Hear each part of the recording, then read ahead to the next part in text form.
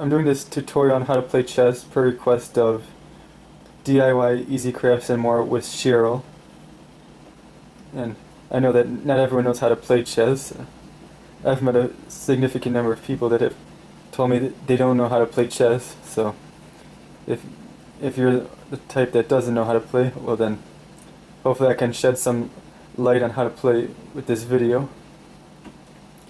Okay, well, we've got our chessboard here. It's an 8 by 8 squares along which the pieces move around in, and they can only stay within those squares there. They can't go outside of those squares.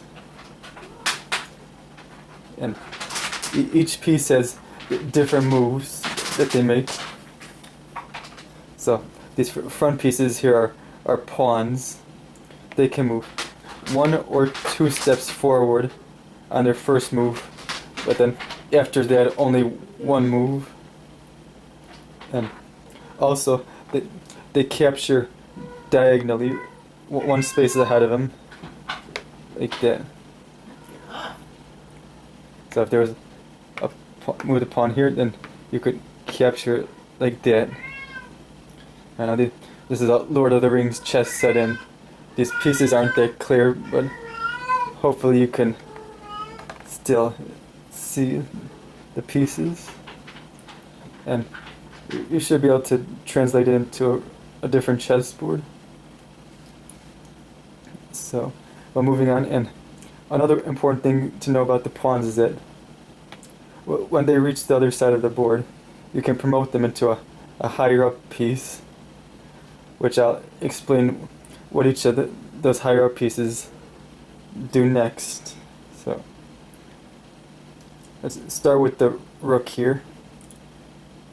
It's the corner pieces on the boards, and they move horizontally any number of spaces, but not diagonally, only horizontally.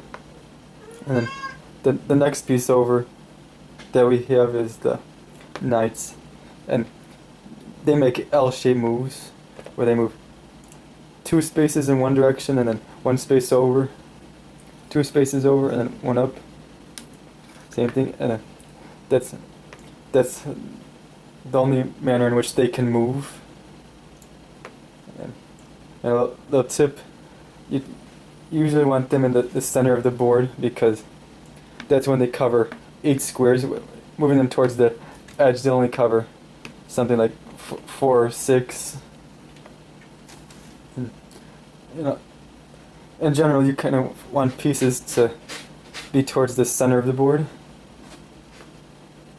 Alright, then the next piece over, the bishop, is the opposite of the rooks. They can move diagonally, but not horizontally. And we got our queen here, which is like a combination of the rook and bishop, in that it can move horizontally and diagonally any number of spaces. And it's also commonly known as the most powerful piece on the chessboard, which it is the most powerful piece. And now each of those pieces there's a point system associated with it, so that can give you an idea of like if you were to go into a trade of pieces to know whether you would come out or not. But of course you would also have to consider like the positional gains too.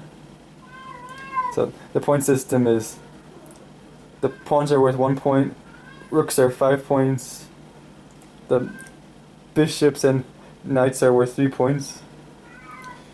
The queens, I mean, I don't know, I've heard 7, I've heard 8, and I've heard 9. Probably 8's probably about right for it. And the king is worth infinite points, because if you capture him, well, it's game over for whoever captured. Well, it's game over for whoever got captured. And that's the ultimate goal of the game, is to capture the king. You wanna try to trap him. When you do, well, it's victory for you. And it's called checkmate. It's when the king can't move into any other square without being attacked. And no piece can be put in front of the king to protect it. And the piece which is attacking the king cannot be destroyed. And so the king is like doomed. There's nothing you can do about it. And one more thing I forgot to mention about the king is that he can move in one space in any direction. That's all that he can move in. And you always want to try to keep him safe. Except in the end game, it's usually safe to bring him out because like, the pieces are gone and like each of the armies are kind of wiped out, so it's safer for him. And another thing about the king is castling. So to demonstrate what you do when you castle. Now there's two ways that you can castle. You can castle king side in this direction where you move the king over 2 spaces and then the rook over here. At times this helps to bring the king to safety and helps get the rooks in action. And the other manner in which you can castle is the queen side here, and then again the king gets moved over 2 spaces like that, and then the rook gets pushed over to there. And of course, which way you would want to castle, well that would depend on the situation and whether you would want to castle or not would also depend on the situation. And I forgot to mention something about the pawns, is that there's this move called en passant where, let's say we have this pawn up here, and then let's say this person was to move forward 2 spaces like that. Well then, this pawn here could capture him like that.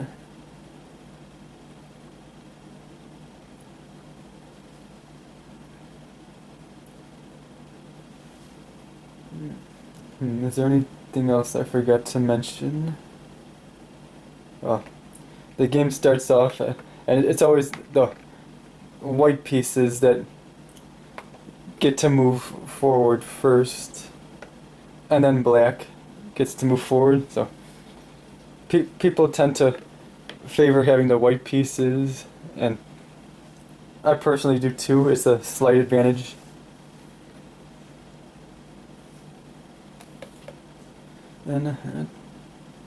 And then I think that's about it as far as how to play. There's all kinds of rules like tactics, strategies, opening moves, flanks, the endgame,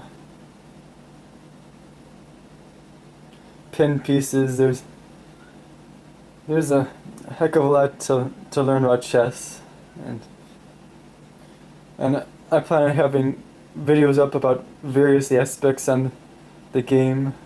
And I mean, if there's anything that you want me to